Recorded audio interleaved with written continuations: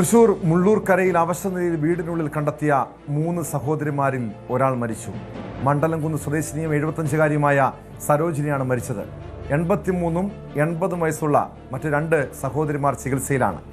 രാവിലെയായിട്ടും വീടിന്റെ വാതിൽ തുറക്കാത്തതിനെ തുടർന്ന് അയൽവാസികൾ നടത്തിയ പരിശോധനയിലാണ് 3 പേരെയും അവശനിലയിൽ കണ്ടെത്തിയത്. ആത്മഹത്യാ ശ്രമമെന്നാണ് പ്രാഥമിക നിഗമനം. വിവരങ്ങളുമായി നവമി ദിനേശ് ചേരുന്നു. നവമി, ആത്മഹത്യാക്കുറിപ്പ് കണ്ടെത്തിയിട്ടുണ്ട്. സാധാരണ നമുക്കറിയാം, ഈ വാർദ്ധക്യകാലത്തെ ഒറ്റപ്പെടൽ ഈ വയോജനങ്ങളെ, പ്രത്യേകിച്ച് വൃദ്ധമാതാപിതാക്കളെ വലിയ വിഷാദ രോഗത്തിലേക്ക് തള്ളിവിടാം, ആത്മഹത്യയെക്കുറിച്ച് പ്രേരിപ്പിക്കാം. പ്രത്യേകിച്ച് ഒരു തനിച്ച് താമസിക്കുന്നവരാണ്. അതാണോ ഈ ആത്മഹത്യാ ശ്രമത്തിന് കാരണം? സഹോദരിമാരിൽ ഇളയാൾ മരിച്ചു എന്ന വിവരമാണ് ഏറ്റവും ഒടുവിൽ കേട്ടത്. മറ്റ് 2 പേരുടെ ആരോഗ്യനില ഇപ്പോൾ എങ്ങനെയാണ്?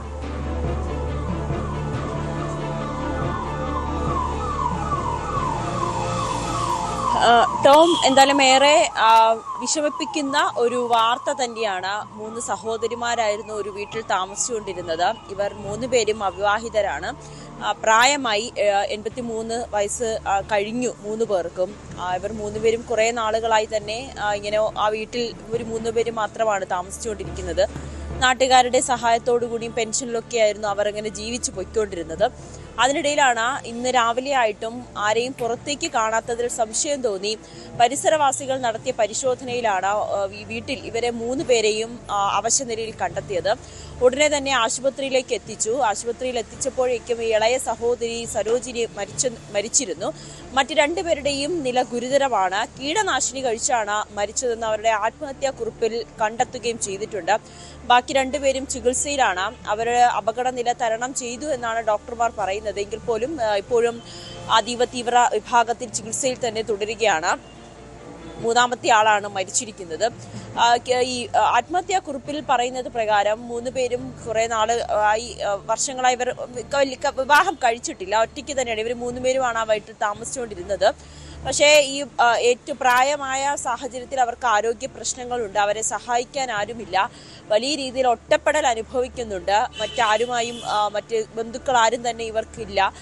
ഇത്രയും പ്രായമായി ഇനിയും അങ്ങനെ ഒറ്റയ്ക്ക് മുന്നോട്ട് പോകുവാനായി 3 പേരെയും അനുവദിക്കുന്നില്ല.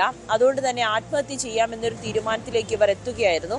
ഇതിനെ തുടർന്നാണ് കീടനാശിനി കഴിച്ച് ഇവർ 3 പേരും ആത്മഹത്യ ചെയ്തിരിക്കുന്നത് എന്നാണ് ഈ ആത്മഹത്യാ കുറിപ്പിൽ കണ്ടെത്തിയിരിക്കുന്നത്. എന്തായാലും പോലീസ് അസ്വാഭാവിക മരണത്തിന് കേസെടുത്ത് അന്വേഷണം ആരംഭിച്ചിരിക്കുകയാണ്. എന്തായാലും മറ്റ് ദുരൂഹതയൊന്നുമില്ല എന്ന് തന്നെ പോലീസ് പറയുന്നുണ്ട്. കൃത്യമായി തന്നെ ഈ ആത്മഹത്യാ കുറിപ്പിൽ അത് കണ്ടെത്തുകയും ചെയ്തിട്ടുണ്ട്.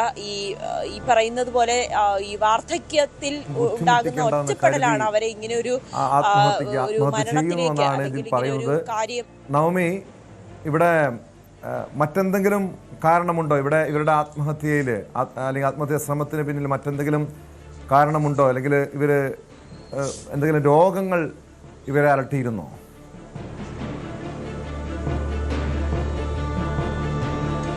വാർദ്ധക്യ സഹജമായ അസുഖങ്ങളുണ്ട്. 80 വയസ്സിലധികം കഴിഞ്ഞു 3 പേർക്കും. ഇപ്പോൾ സ്വാഭാവികമായും ആ പ്രായത്തിൻ്റെതായിട്ടുള്ള ബുദ്ധിമുട്ടുകൾ ഉണ്ടാകും. മറ്റ് അസ്വാഭാവികമായിട്ടൊന്നും തന്നെ ഇല്ല എന്ന് പോലീസ് പറയുന്നുണ്ട്. സമീപവാസികളും അത് തന്നെയാണ് ആവർത്തിക്കുന്നത്. 3 പേരും അവർ മാത്രമാണ് അവിടെ താമസിച്ചുകൊണ്ടിരിക്കുന്നത്. വിവാഹിതരല്ല, 3 പേരും അവിവാഹിതരാണ്.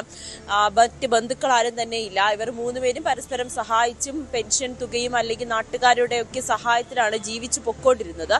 ഇനിയും മുന്നോട്ട് മുന്നോട്ട് പോകാനുള്ള മാനസിക അവസ്ഥ അല്ലെങ്കിൽ മാനസികമായി അവർ ഏറെ തളർന്നിരുന്നു എന്നാണ് നാട്ടുകാരും പറയുന്നത്. പക്ഷെ ഇങ്ങനെ ഒരു ആത്മഹത്യ ചെയ്യുമെന്ന് ആരും പ്രതീക്ഷിച്ചുമില്ല. പോലീസ് അടക്കം അവിടെ എത്തി ഇൻക്വസ്റ്റ് നടപടി, ഇവരെ 3 പേരെ ആശുപത്രിയിലെത്തി. ഇളയാളുടെ ഇൻക്വസ്റ്റ് എല്ലാം പൂർത്തിയാക്കി, പോസ്റ്റ്മോർട്ടം എല്ലാം പൂർത്തിയാക്കി. അസ്വാഭാവികമായിട്ട് ഒന്നും തന്നെ ഇല്ല എന്നാണ് പോലീസ് പറയുന്നത്. എങ്കിൽ പോലും പോലീസിൻ്റെതായിട്ടുള്ള ഒരു അന്വേഷണവും നടത്തുന്നുണ്ട്. ആത്മഹത്യാ കുറിപ്പിലും അത് കൃത്യമായി പറയുന്നുണ്ട്. കീടനാശിനി കഴിച്ച് ആത്മഹത്യ ചെയ്യുകയാണ്, ഇങ്ങനെ ഒറ്റപ്പെടലാണ് അതിനുള്ള കാരണമെന്ന് ആത്മഹത്യാ കുറിപ്പിലും കൃത്യമായി പറയുന്നുമുണ്ട്. നാട്ടുകാരും അത് സ്ഥിരീകരിക്കുകയും ചെയ്യുന്നുണ്ട്. മറ്റ് അസ്വാഭാവികമായി തന്നെ ഒന്നും തന്നെ കണ്ടെത്താനും കഴിഞ്ഞിട്ടില്ല.